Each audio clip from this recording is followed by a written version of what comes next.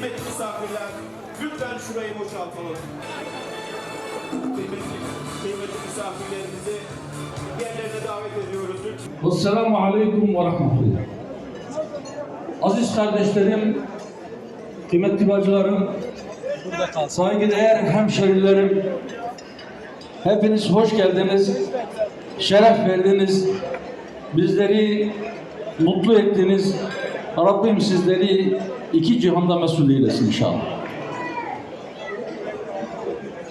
Hoşgörü aziz, mutabık her hatın, serseran serçavanatın.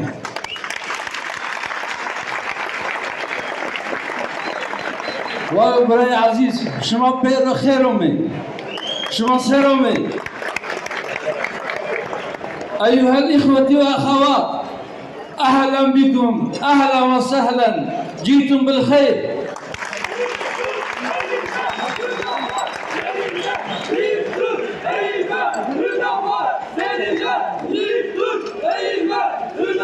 Aziz kardeşlerim, bu davetimize icabet ettiğiniz için hepinize gönül dolusu teşekkürler. Rabbim birliğimizi, beraberliğimizi daim eylesin. Rabbim akıbatımızı hayır eylesin inşallah. Şimdi özellikle Siirtli, Batmanlı ve Diyarbakırlı kardeşlerimiz ağırlıkta. Neden? Çünkü bazen soruyorlar, nerelisin diye. Diyorum ki ben aslen Siirtliyim. Diyarbakır'da doğdum, büyüdüm, okudum. Mesleğimi çoğunluk... Batman. Affedersiniz. Batman. Heyecan işte. Batman'da okudum, Batman'da büyüdüm. Gençlik yıllarım, çocukluk yıllarım Batman'da geçti. İlkokul 1. sınıfta bana okuma yazma öğreten öğretmenim burada, Mehdi Hocam. Saygılar sunuyorum.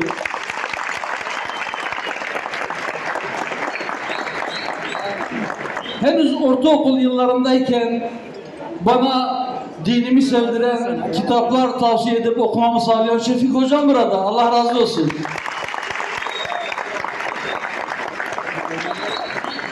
Şuurlanmama giden yolu açan bütün üstadlarımdan, ağabeylerimden Allah ebeden razı olsun.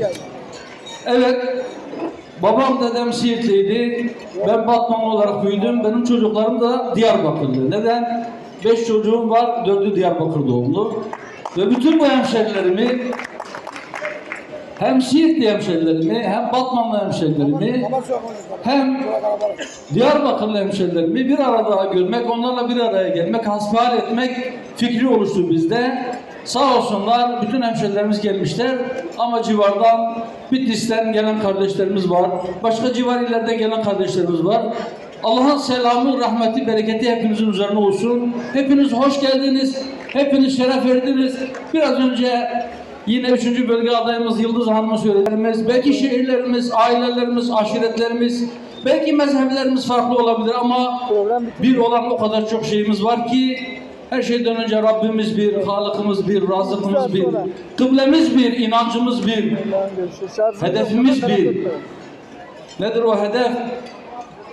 Pek çok hedef var ama önümüzde bir seçim var. 14 Mayıs'ta gerçekten çok önemli bir seçim var, bizi bekliyor. Bu seçim sadece önümüzdeki 5 yıl Türkiye'yi idare edecek reisi cumhuru ya da parlamentoda yasama faaliyetleri yürütecek milletvekilleri seçme seçiminden ibaret değildir. Biraz önce değerli başkanımız Feyzullah ağabeyimiz söyledi. 56 İslam ülkesinde ve dünyanın diğer ülkelerinde bu seçimlere gözünü kulağını dikmiş 2 milyara yakın kardeşimiz var. Emin olun bundan. Filistin'in gözü burada. Gazze, Kudüs ve diğer şehirler. Mısır'daki kardeşlerimizin, Libya'daki, Cezayir'deki kardeşlerimizin, Irak'taki, Suriye'deki, Arabistan'daki, Körfez ülkelerindeki ama özellikle ezilen yerlerde, Bangladeş'teki, Eritre'deki, Doğu Türkistan'daki her taraftaki kardeşlerimizin gözü de bu seçimde. Ümmet coğrafyasının dört bir tarafından gördükleri baskı nedeniyle muhacir olmuş, buraya gelmiş, sığınmış olan kardeşlerimiz var. Onların yürekleri bu seçim için akıyor. Biliyoruz bunu. Ve mazlumların duası Sayın Cumhurbaşkanımızın yanında. Onu da biliyoruz. Kardeşlerim, evet bu seçim çok önemli bir seçim. Biz 14 Mayıs'ta sandığa giderken şunu aynı zamanda oylayacağız. Türkiye 50 yıl, 60 yıl, 70 yıl ya da belki 100 yıl geriye gitsin mi, gitmesin mi seçim? Türkiye tam bağımsız bir ülke mi olsun, yoksa yeniden mandacı zihniyet horlasın, yeniden iş başına gelsin mi seçim? Bu seçim öyle bir seçim ki yeniden bu memleketin dindarı, Alevisi, Kürdü, bütün zamanında ötekileştirilmiş olanları yeniden öteki muamelesi görsün, yeniden iç düşman olarak tanımlansın mı? Yoksa birlik ve beraberlik içerisinde geleceğe emin adımlarla yürüyelim diye mi? Hangisi iktidar olsun, hangisi geçerli olsun, hangisi yürüsün diye yapacağımız bir seçimdir. Kardeşlerim, bu seçim bu memleket kendisi için olsun. Kendi değerleriyle yürüsün. Kendi ayaklarının üzerinde dursun ve müstakil, tam bağımsız bir ülke mi olsun, yoksa emperyalizme peşkeş çekilen, emperyalizme boyun eğen ve yeniden onların dümen suyuna giren kimliksiz, kişiliksiz ve etkisiz bir ülke mi olsun? Bunun seçimini yapacağız aynı zamanda. Öyleyse dostlar, kıymetli hemşehrilerim, biz 14 Mayıs'ta diyeceğiz ki bir daha milletin inancıyla, milletin kutsalıyla, milletin diliyle, milletin kılık kıyafetiyle uğraşılmasın. Bunlarla kavga olmasın. Bu ülke emperyalizme bir daha peşkeş çekilmesin.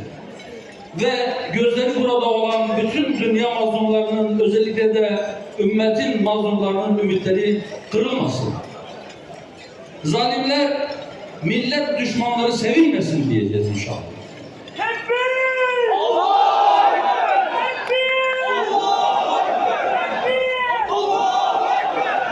Kardeşler, bakınız, söyleyince bazen kızıyorlar. Ama mızrak çuvala sığmıyor ki.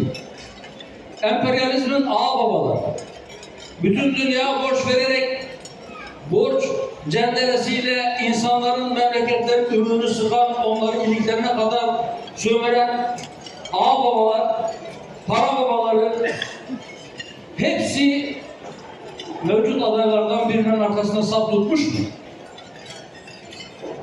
FETÖ denen milletin düşmanı 15 Temmuz'da bu milletin silahlarını milletin kendisine doğrultan, kan akıtan, can alan ve emperyalizm adına bu ülkede darbeye teşebbüs eden o güruh kimi destekliyor? Kandil'deki savaş baronları kendi siyasetleri, kendi keyifleri, kendi ideolojileri konuşulsun, eriyip yok olmasın diye her gün biraz daha kana ihtiyaç duyan ve Kürt gençlerinin kanını akıtmak için bin bir bahane arayanların desteği kimin yanında? Dostlar, sadece bunlara bakıp bizim kimin yanında saf tutmamız gerektiğini anlamamız yeterli. Savaş zamanında eğer siz safınızı kaybederseniz düşman oklarını takip ediniz. Oklar nereye yönelmişse bilin ki orası inşallah doğru olan yerdir, halkın cephesidir. Garip greve kendi haline terk edilmesin diye Sayın Cumhurbaşkanımız 14 Mayıs'ta bu görevi yeniden almalı ve görevine devam etmelidir. Öz vatanında sana parya muamelesi yapılmasını istemiyorsan yeniden inşallah 14 Mayıs günü sandıkta büyük bir çoğunlukla Sayın Cumhurbaşkanımız yeniden Cumhurbaşkanı seçilmelidir diye elinden gelen bütün çabayı sarf etmeliyiz. Ahlaksızlık korunmasın, namusa sözde denilmesin, inancına devlet eliyle hakaret edilmesin istiyorsan, Türkiye yeniden uydu ülke olmasın, vesayet durumları geri gelmesin istiyorsan, o zaman CHP zihniyetine geçit vermemelisin.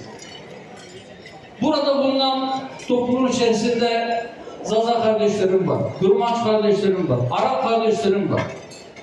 Ama özellikle ben bunların içerisinde Kürtlerle ilgili olarak çok yoğun bir propaganda yapıldığı için Kürt kardeşlerime hasreten seslenmek istiyorum. Ey benim Kürt kardeşim! Birileri, Kürtler adına siyaset yaptığını iddia eden birileri bu hükümet gitmeli diyor. Birileri, Kürtler adına siyaset yaptığını iddia eden ama Kürtlere hiçbir şey vermeyen, acıdan, gözyaşından, kandan başka hiçbir şey sunmayan birileri bu iktidar gitmeli ve Millet İttifakı'nın adayı Kemal Kılıçdaroğlu'na destek verilmeli diyor. Neden? Biraz düşünelim. Genç kardeşlerimin belki biraz sonra bahsedeceğim şeyleri çok uzaklarda, tarihin çok eski dönemlerinde yaşanmış şeyler olarak zannetmesi mümkündür. Ama yaşı en azından benimki kadar olanlar, saçı sakalı ağarmış olanlar çok net hatırlarlar. Kendi kendimize soralım. Böyle söyleyenlere de cevaplandırmaları talebiyle soralım lütfen. Niçin bu hükümet gitsin? İktidara geldiği 2002'de iktidarından hemen sonra yıllarca hukukun askıya alındığı o hal rejimini kaldırdığı için mi gitsin? İşkenceye sıfır tolerans dediği için mi gitsin? TRT'de 24 saat Kürtçe yayın yapan TRT Kürdü kanalı açıldığı için mi gitsin diyorsunuz? Kürtçe siyasi propagandanın serbest hale getirildiği için mi hükümet gitsin diyorsunuz? Acaba bunun için mi? Kürtçe seçmeni derse özel okullarda Kürtçe eğitime, özel dil kurslarına yol açtığı için mi gitsin diyorsunuz? Diğer dillerde basın yayının önü açıldığı için mi? Kürtçe klasiklerin ilmi ve edebi değeri olan kitapların Kültür Bakanlığı tarafından basılmasına belki bir hayal gibi bakılıyordu ama bu gerçekleştiği için mi gitsin diyorsunuz? Üniversitelerde Kürt dili ve edebiyatı bölümleri açıldığı, Kürtçe dersi verecek öğretmenlerin yetiştirildiği için mi gitsin diyorsunuz? Ana dilde savunma hakkı tanındığı için mi? Gözaltı ve tutukluluğa azami bir süre getirildiği için mi? İstediğiniz ismi kendi çocuklarınıza verebildiğiniz için mi? Türk Dil Kurumu tarafından Türkçe, Kürtçe sözlük bastırıldığı için mi?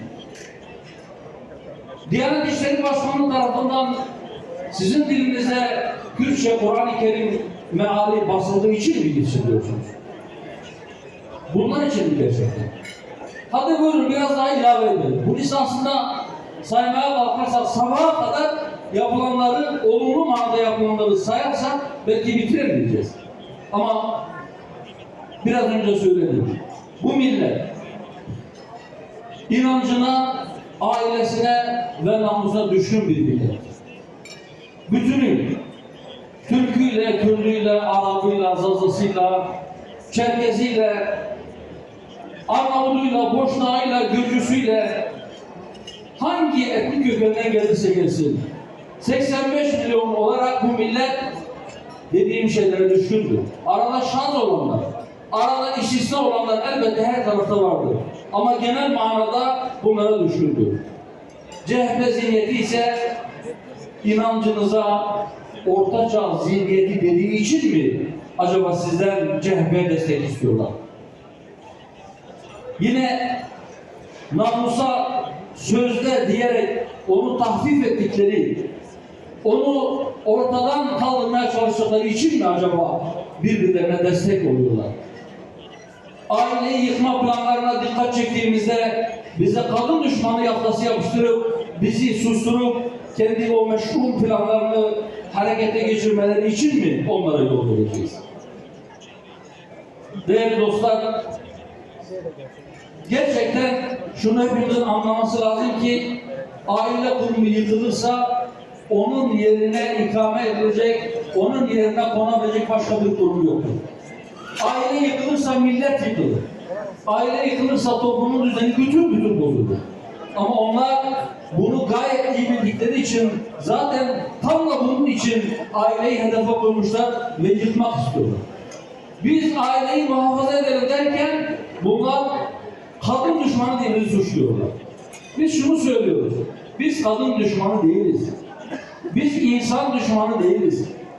Biz bayrak düşmanı değiliz. Biz vatan düşmanı değiliz. Biz hiçbir şeye düşman değiliz. Bize düşmanlık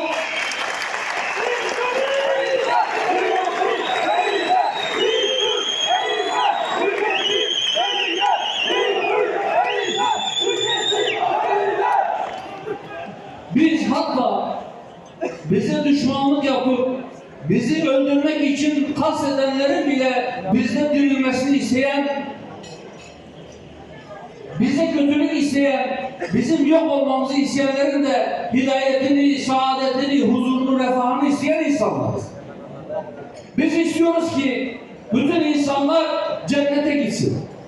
Ama cennete inanmıyorsa bile bu dünyada cenneti yaşasın. Bunun için mücadele ediyoruz. Bunun için olabilecek en iyi hizmeti milletimize sunmak istiyoruz.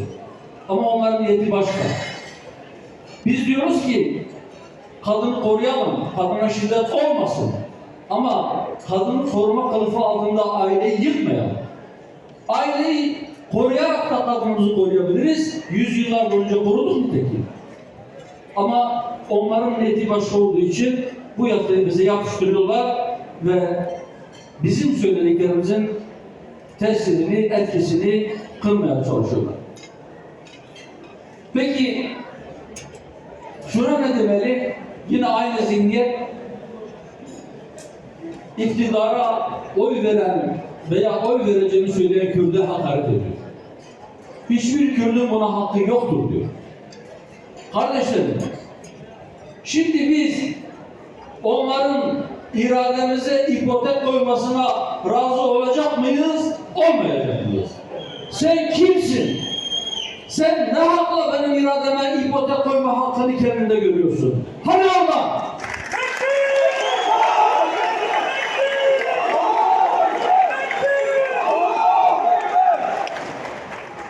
Ama biz biliyoruz niçin böyle yapıyor. Aslında bu memlekette hiç kimseye faydası olmuyor. Sadece belli seçkin bir zümreye hizmet etmiş ve bundan sonra iktidarın o zümre içerisinde kalmasına çaba harcayan, bunun dışına çıktığında da belki kimyası bozulan CHP'nin ruh ikizi bunlar. Onları 100 yıl geriden takip eden çok kötü bir kopyasıdırlar da ondan CHP'ye destek istiyorlar. Ama buradan duyuruyor. CHP'den onun 100 yıl gerisinden gelen kopyasını da Allah'ın izniyle sizin desteğinizle CHP'ye yetmeyecek ve 14 Mayıs'ta hep birlikte yenileceksiniz. Bütün kardeşlerimden hasreten şunu istirham ediyorum. Biz şuna inanıyoruz. Şu anda yarın seçim yapılsa Allah'ın izniyle Sayın Cumhurbaşkanımızı ilk turda Cumhurbaşkanı olarak göndereceğiz. Biz buna inanıyoruz. Sokak bunu söylüyor. Temas ettiğimiz insanlarda bunu görüyoruz. Belki sosyal medyadaki görüntüler başka bir şey söylüyor olabilir. Ama şunu unutmayın. Seçim sosyal medyada değil, sokakta kazanılıyor. Propaganda ve seçim çalışması sokakta yapılıyor. Ve biz sokakta gittiğimiz her yerde çok olumlu tepkiler alıyoruz. Kardeşlerim, özellikle bir de Hüdapar üzerinden koparmak istenen bazı fırtınalar ve bu yolu takip ederek Cumhur İttifakı'nın içerisine fitne sokma telaşı, yarışı ve çabası var. Bunlar bizim moralimizi bozmayacak. Neden? Çünkü dediğim gibi gidiyoruz. Memleketin her tarafına. Yarın da Allah'ın izniyle Rize'ye gideceğiz. Benim seçim bölgem burası. Ama Rize'den kardeşlerimiz bizim iletişim mailine mail gönderiyorlar. Lütfen Sayın Cumhurbaşkanımız Rize'ye geldiğinde siz de onunla beraber gelin. Biz sizleri çok geç kaldık.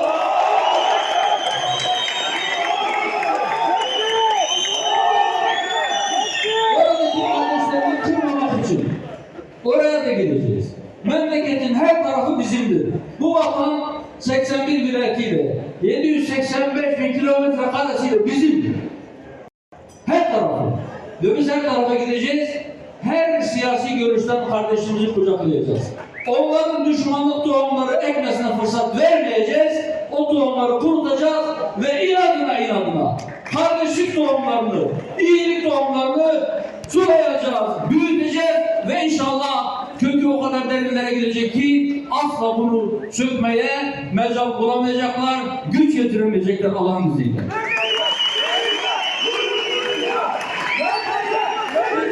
Gurur duyuyor. Memleket seninle gurur duyuyor.